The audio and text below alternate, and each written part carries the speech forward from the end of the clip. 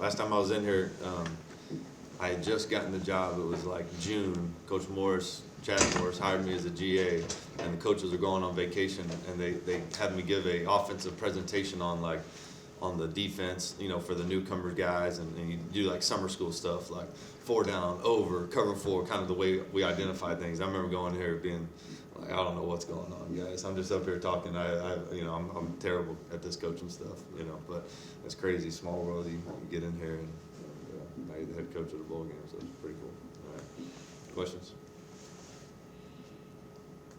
Coach, what's it going to look like, with a couple players out, just coming into a bowl game like this? Yeah, I think it's important to know that we all, rent these chairs, coaches, players, and next guy up. And we got a bunch of really good players that are here, been locked in, ready to go for a couple of weeks now, and getting prepared for the game. So I'm excited about the guys that we have coming back, and then the guys that maybe haven't played as much, getting an opportunity to go out there and see what they can do. So, Coach, obviously haven't played in a little bit over a month. Obviously you can't get a game-like scenario unless you're in the game, but what do you kind of try to do to keep the momentum going as, it's been a long break? Yeah, I would say that's probably the toughest, part of it, and especially now with the portal and the way the calendar is, like we've had coaches being scout teams for the most part. So you try to do as much good on good work as you can, but then also there's that fine line of doing too much of that, getting close to the game, and injuries and fatigue.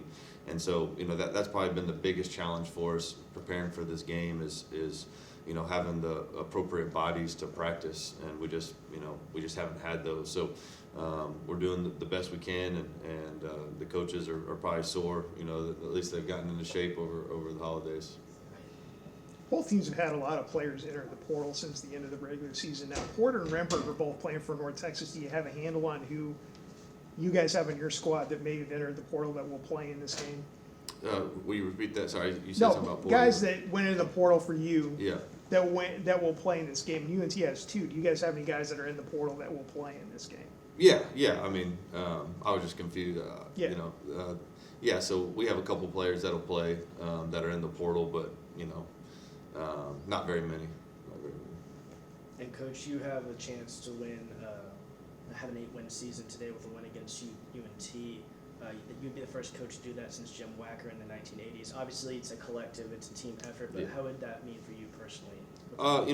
For me personally, it's all about the team. Like you said, it's about these players and these coaches, and man, it's been a really fun 2 years. But I think last year it showed the momentum going into the off season that win did for us. The win over Rice in this ball game, and just helps in recruiting and the vibes going into the off-season program and all that. So, this is a very important game, and we treat it, as such, as we're getting prepared for the ball game. So, the calendar is crazy, and the portal and all that, but it is what it is, and we got to go out there and put a good showing out versus a really good team. And speaking of the portal, you made multiple signings over this past month. I just wanted to ask about Nate Yarnell. What does he bring to that quarterback room, that local kid out of Lake Travis? Yeah, Nate's a great player, and really excited about him, and we're focused on the game right now. Playing a team, that has some different connections with the staff, with Chad Morris and obviously Chandler. What's that just going to be like, just mixing some staffs and have different connections around the room? Yeah, it's unique. There's a lot of connections there. Obviously, Coach Eric Morris, recruited my brother. That's where we originally met, and then he was the head coach at UIW before I got there, and a lot of that staff's with me. And then Chandler was on their team, and Cutter Leftwich is their O-line coach. That Mac was our OC, and so there's a lot of connections there and a lot of storylines, and what I say about that is, man, just have so much respect for that coaching staff and Coach Morris, and it's a really good team we're going against that is going to be very prepared, and this is a huge ball game for them as well. So we're excited for the challenge, but just have a ton of respect for the opposing coaches and players. North Texas will obviously be starting a quarterback who really hasn't played much this year. 4 games of mop-up time, thrown for 69 yards on 4 or 5. And how do you prepare for a team where you don't really know much about their quarterback? Yeah, it's tough, but You know, there's probably two ways of looking at it. You know, we don't have a lot of film on them, and as far as what that offense is going to look like, but I do know about, you know, Coach Morris and JD and Cutter and all those guys over there. They're going to have that kid prepared, and you know, Brophy does an unbelievable job with the quarterbacks, and whoever's back there from their time at Texas Tech to Incarnate Word, multiple quarterbacks played, Washington State, North Texas, what they did with Chandler Rogers a year ago. I mean, he's going to be prepared. It's not like a normal game week where it's like, hey, you find out you're starting on a Monday or Tuesday and then you play on Saturday. He's had multiple weeks now to prepare, and you know, I imagine they're going to play to his strengths, and you know, we'll kind of have to, you know, adjust and kind of, you know, roll with the punches there probably early, kind of weather the storm and kind of figure out exactly what that looks like. But you know, we'll be prepared for that, and I know he's a really talented kid, and you know, it'll be interesting to kind of see what they go with, to be honest with you. Because he's mentioned that they won't change a whole lot about their offense going into it. Do you just anticipate that you're going to see the same type of scheme and maybe a little bit to his strengths? I would say so. I mean, you know, very similar to, you know, when we had, you know, Brad Jackson play this year. The offense will be the same. It's just, you know, depending on you know, a number of things. I would imagine there'll be some slight changes, but they're going to run what they run. They're not going to be able to wholesale change, you know, in a couple of weeks, but they're definitely going to play to his strengths. And the hard part for us is obviously you watch his high school film, but you don't know exactly what those strengths are because he hasn't played enough. So, you know, I know he's a big athletic kid that can run the football, and so I anticipate maybe a little bit more of that than what they've been used to. Coach, and you have a new starting back in the backfield, Lincoln Perry, obviously been with the program for a while. After the season last year with the injury and him coming back and starting in this role a year later, what can you say about him and just him as a player?